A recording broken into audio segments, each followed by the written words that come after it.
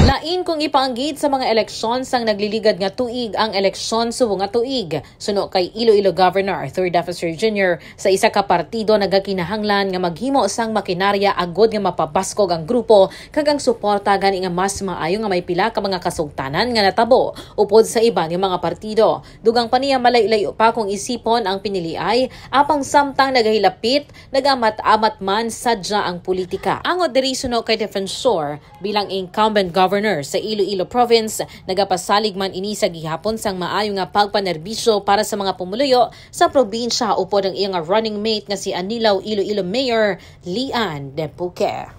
Let me describe it to you this way. Explicar anay naton. If you will remember, sang nagligad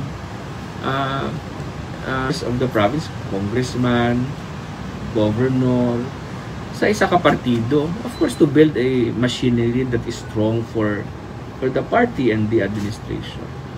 But subong, sa direksyon nga makita naton sa national, kag sa panghimulso man naton sa mga kaupod naton, iban nga congressman sa iban nga probinsya, kag local chief executives, nga hindi mo sila ang direksyon.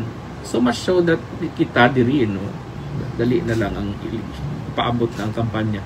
Lain-lain man sa gihapon ang aton nga partido, no? Congressman, ako abi.